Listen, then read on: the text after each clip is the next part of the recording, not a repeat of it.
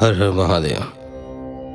शिव पुराण के इस एपिसोड में हम सुनेंगे रुद्र संहिता का चौथा अध्याय तथा उसके आगे के कुछ अध्याय।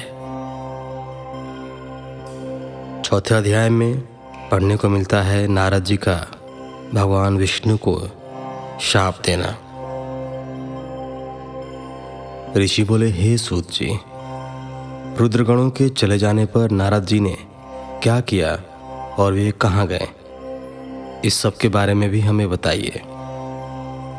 सूत जी बोले, हे ऋषियों, माया से मोहित नारद जी उन दोनों शिवगणों को शाप देकर भी मोहवश कुछ जान न सके। तत्पश्चात क्रोधित होते हुए वे तालाब के पास पहुँचे और वहाँ जल में पुनः अपनी परछाई देखी तो उन्हें फिर वानर जैसी आकृति दिखाई दी। उसे देखकर नारद जी को और अधिक क्रोध चढ़ाया। वे सीधे विष्णु लोक की ओर चल दिए। वहाँ पहुंचकर भगवान विष्णु से वे बोले, हे हरि, तुम बड़े दुष्ट हो।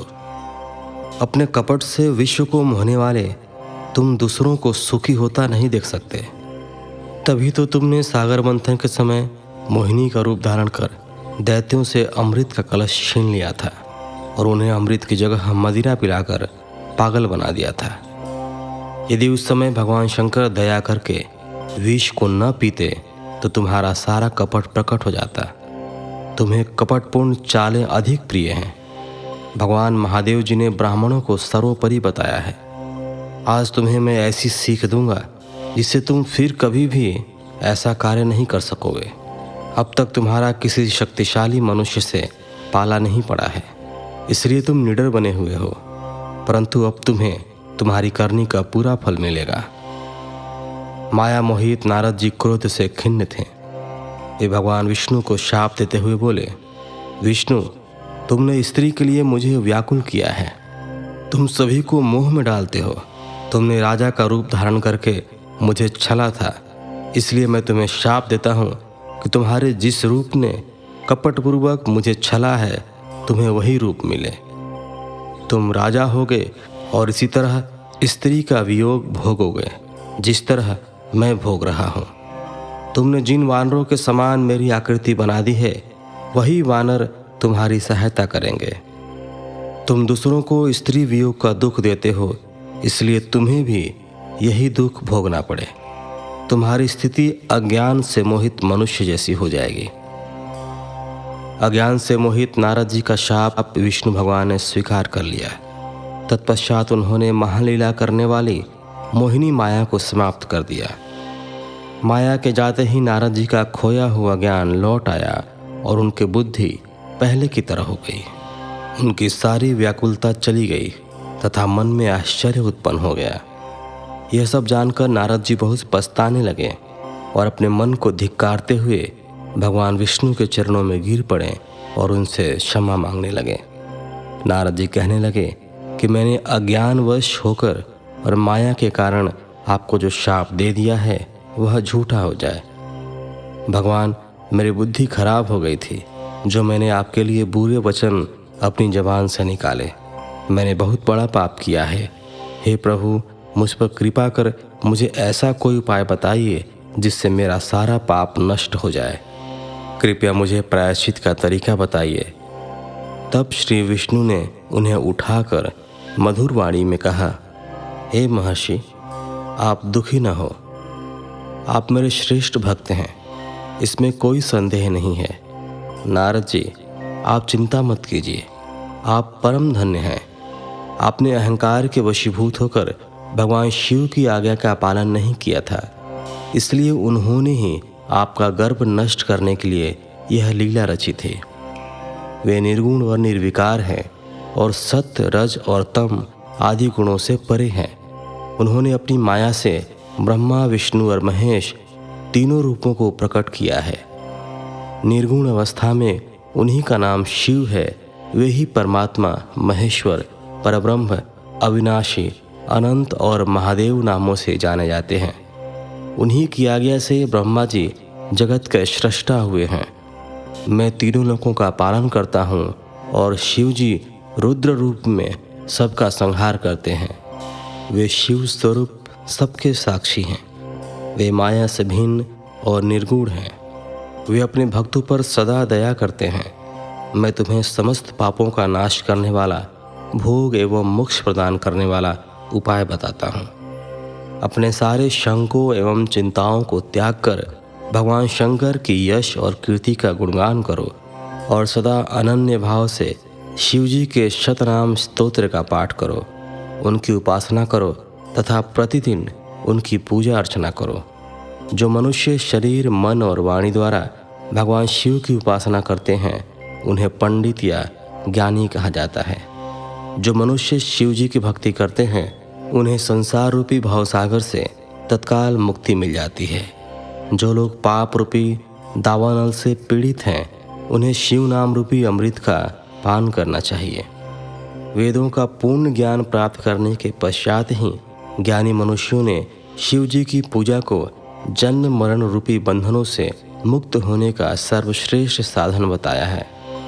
इसलिए आज से ही रोज भगवान शिव की कथा सुनो और कहा करो तथा उनका पूजन किया करो।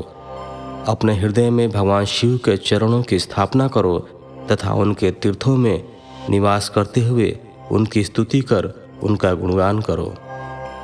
इसके बाद नारद जी, तुम मेरी आज्ञा से अपने मनोरथ की सिद्धि के लिए ब्रह्मलोक जाना। वहाँ अपने पिता ब्रह्मा जी की स्तुति करके उनसे शिव महिमा के बारे में पूछना। ब्रह्मा जी शिव भक्तों में श्रेष्ठ हैं। वे तुम्हें भगवान शंकर का महात्म्य और शतनाम स्तोत्र अवश्य सुनाएंगे। आज से तुम शिव भक्ति में लीन हो जाओ, वे अवश्य तुम्हारा कल्याण करेंगे। यह कहकर विष्णु जी अंतर्धान हो गए। 5वां अध्याय। नारद जी का शिव तीर्थों में भ्रमण व ब्रह्मा जी से प्रश्न।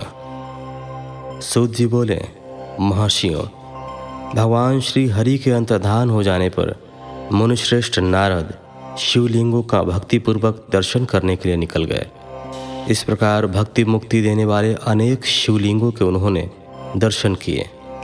जब उन रुद्रगणों ने नारद जी को वहां देखा तो वे दोनों गण अपने शाप की मुक्ति के लिए उनके चरणों पर गिर पड़े और उनसे प्रार्थना करने लगे कि वे उनका उद्धार करें। हम आपके अपराधी हैं। राजकुमारी श्रीमती के स्वयंवर में आपका मन माया से मोहित था। उस समय भगवान शिव की प्रेरणा से आपने हमें शाप दे दिया था। अब आप हमारे जीवन रक्षा का उपाय कीजिए। हमने अपने कर्मों का फल भोग लिया है। कृपा कर हम पर प्रसन्न होकर हमें शाप मुक्त कीजिए। नारद जी ने कहा, हे रुद्रगणों, आप महादेव के गण हैं एवं सभी के लिए आदरणीय हैं। उस समय भगवान शिव की इच्छा से मेरी बुद्धि भ्रष्ट हो गई थी, इसलिए मोहवश मैंने आपको शाप दे दिया था। आप लोग मेरे इस अपराध को क्षमा कर दें। परंतु मेरा वचन झूठा नहीं हो सकता, इसलिए मैं आपको शाप से मुक्ति का उपाय बताता हूँ। मुनिवर विश्रवा के वीर्य द्वारा तुम एक राक्षसी के गर्भ में जन्म लोगे। समस्त दिशाओं में रावण और कुंभकर्ण के नाम से प्रसिद्धि पाओगे। राक्षस राज का पद प्राप्त करोगे। तुम बलवान व वैभव से युक्त होगे। तुम्हारा प्रताप सभी लोकों में फैलेगा। समस्त ब्रह्मांड के राजा होकर भी भगवान शिव के परम भक्तों में होगे।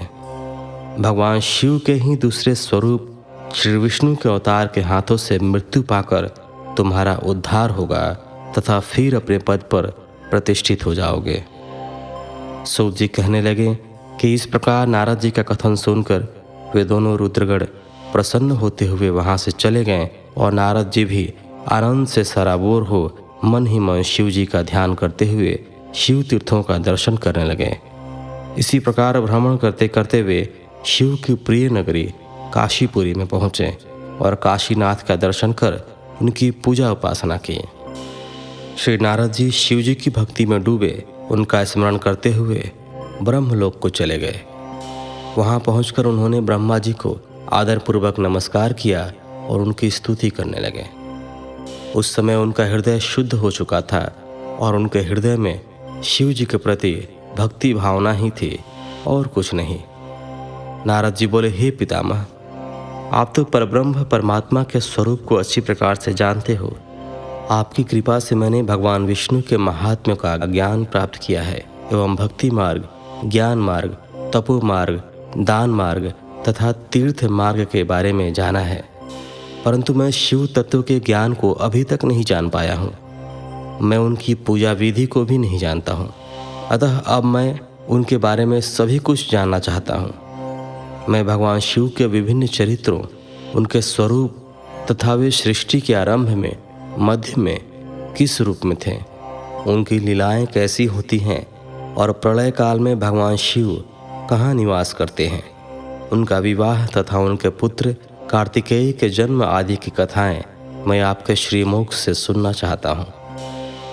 भगवान शिव कैसे प्रसन्न होते हैं और प्रसन्न होने पर क्या क्या प्रदान करते हैं, इस संपूर्ण वृतांत को मुझे बताने की कृपा करें। अपने पुत्र नारद की ये बातें सुनकर पितामह ब्रह्मा बहुत प्रसन्न हुए। छठा अध्याय, ब्रह्मा जी द्वारा शिव तत्व का वर्णन। ब्रह्मा जी ने कहा, हे नारद, तुम सदैव जगत के उपकार में लगे रहते हो। तुमने जगत के लोगों के हित के लिए बहुत उत्तम बात पूछी है, जिसके सुनने से मनुष्य के सब जन्मों के पापों का नाश हो जाता है। उस परम ब्रह्म शिव तत्व का वर्णन मैं तुम्हारे लिए कर रहा हूँ। शिव तत्व का स्वरूप बहुत सुंदर और अद्भुत है। जिस समय महाप्रलय आई थी और पूरा संसार नष्ट हो गया था तथा चारों ओर सिर्फ अंधकार ही अंधकार था, आकाश व ब्रह्मांड तारों व ग्रहों से रहित होकर अंधकार में डूब गए थे। सूर्य और चंद्रमा दिखाई देने बंद हो गए थे। सभी ग्रहों और नक्षत्रों का कहीं पता नहीं चल रहा था। दिन रात, अग्नि जल कुछ भी नहीं था। प्रधान आकाश और अन्य तेज भी शून्य हो गए थे। शब्द, स्पर्श, गंध, रूप, रस का अभाव हो गया था। सत्य असत्य सब कुछ खत्म हो गया था। तब सिर्फ सत्य ही बचा था। उस तत्व को मुनिजन एवं योगी अपने हृदय के भीतर ही देखते हैं। वाणी, नाम, रूप, रंग आदि की वहाँ तक पहुँच नहीं है। उस परब्रह्म के विषय में ज्ञान और अज्ञान से किए गए संबोधन के द्वारा कुछ समय बाद, अर्थात सृष्टि का समय आने पर एक से अनेक होने के संकल्प का उदय हुआ। तब उन्होंने अपनी लीला से मूर्ति की रचना की। वह मूर्ति संपूर्ण ऐश्वर्य तथा गुणों से युक्त, संपन्न, सर्वज्ञानमयी एवं सब कुछ प्रदान करने वाली है। यही सदाशिव की मूर्ति है। सभी पंडित विद्वान इसी प्राचीन मूर्ति को ईश्वर कहते हैं। उसने अपने शरीर से स्वच्छ शरीर वाली एक स्वरूप भूता शक्ति की रचना की। वही परम शक्ति प्रकृति गुणमयी और बुद्धित्व की जननी कहलाई। उसे शक्ति, अंबिका, प्रकृति, संपूर्ण लोकों की जननी, त्रिदेवों की माता, नित्या और मूल कारण भी कहते हैं। उसकी 8 भुजाओं एवं मुख की शोभा विचित्र है। उसके मुख के सामने चंद्रमा की कांति भी क्षीण हो जाती है। विभिन्न प्रकार के आभूषण एवं गतियाँ देवी की शोभा बढ़ाती हैं। वे अनेक प्रकार के अस्त्र शस्त्र धारण किए हुए हैं। सदाशिव को ही सब मनुष्य परम पुरुष, ईश्वर, शिव शंभु और महेश्वर कहकर पुकारते हैं। उनके मस्तक पर गंगा, भाल में चंद्रमा और मुख में 3 नेत्र शोभा पाते हैं। उनके 5 मुख हैं तथा 10 भुजाओं के स्वामी एवं त्रिशूलधारी हैं। वे अपने शरीर में भस्म लगाए हैं। उन्होंने शिवलोक नामक क्षेत्र का निर्माण किया है।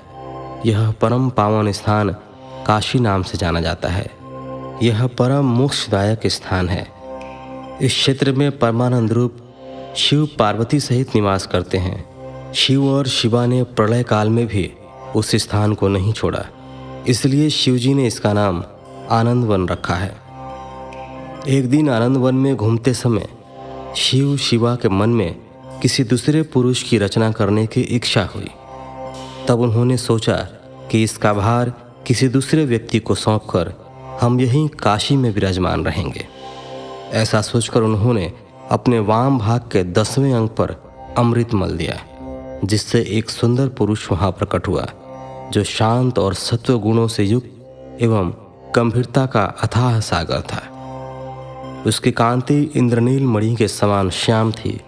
उसका पूरा शरीर दिव्य शोभा से चमक रहा था तथा नेत्र कमल के समान थे। उसने हाथ जोड़कर भगवान शिव और शिवा को प्रणाम किया तथा प्रार्थना की कि मेरा नाम निश्चित कीजिए। यह सुनकर भगवान शिव हंसकर बोले कि सर्वत्र व्यापक होने से तुम्हारा नाम विष्णु होगा। तुम भक्तों को सुख देने वाले होगे। तुम यहीं स्थिर रहकर तप करो, वही सभी कार्यों का साधन है। ऐसा कहकर शिवजी ने उन्हें ज्ञान प्रदान किया तथा वहाँ से अंतर्धान हो गए। तब विष्णु जी ने 12 वर्ष तक वहाँ दिव्य तप किया। तपस्या के कारण उनके शरीर से अनेक जलधाराएं निकलने लगी। उस जल से सारा सूना आकाश व्याप्त हो गया। वह ब्रह्म रूप जल अपने स्पर्श मात्र से पापों का नाश करने वाला था। उस जल में भगवान विष्णु ने स्वयं शयन किया। नार अर्थात जल में निवास करने के कारण ही वे नारायण कहलाए। तभी से उन महात्मा से सब तत्वों की उत्पत्ति हुई। पहले प्रकृति से महान और उससे 3 गुण उत्पन्न हुए तथा उनसे अहंकार उत्पन्न हुआ। उससे शब्द, स्पर्श, रूप, रस और गंध एवं 5 भूत प्रकट हुए। उनसे ज्ञानेंद्रियां एवं कर्मेंद्रियां बनी। उस समय एकाकार 24 तत्व प्रकृति से प्रकट हुए एवं उनको ग्रहण करके परम पुरुष नारायण भगवान शिव जी की इच्छा से जल में सो गए। 7वां अध्याय। विवादग्रस्त ब्रह्मा विष्णु के मध्य अग्नि स्तंभ का प्रकट होना। ब्रह्मा जी कहते हैं, हे देवर्षि, जब नारायण जल में शयन करने लगे तब शिव जी की इच्छा से विष्णु जी की नाभि से एक बहुत बड़ा कमल प्रकट हुआ। उसमें असंख्य नाल दंड थे। वह पीले रंग का था और उसकी ऊंचाई भी कई योजन थी। कमल सुंदर, अद्भुत और संपूर्ण तत्वों से युक्त था। वह रमणीय और पुण्य दर्शनों के योग्य था। तत्पश्चात भगवान शिव ने मुझे अपने दाहिने अंग से उत्पन्न किया।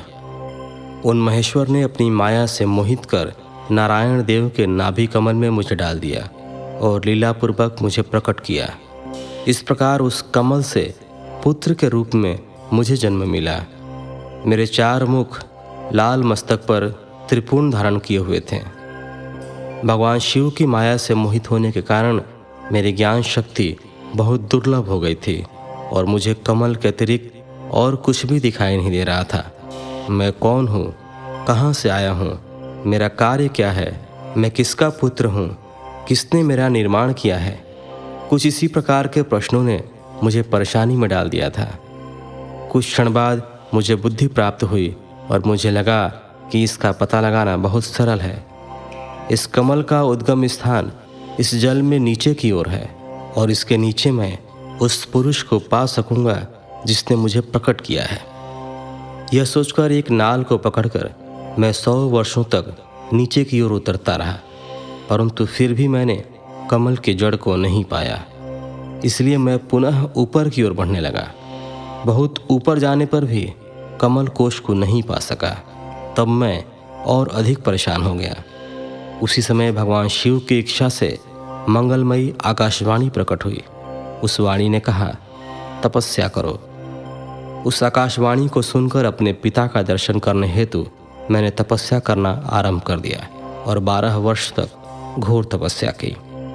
तब 4 भुजाधारी सुंदर नेत्रों से शोभित भगवान विष्णु प्रकट हुए। उन्होंने हाथों में शंख, चक्र, गदा और पद्म धारण कर रखे थे। उनका शरीर श्याम कांति से सुशोभित था। उनके मस्तक पर मुकुट विराजमान था तथा उन्होंने पीताम्बर वस्त्र और बहुत से आभूषण धारण किए हुए थे।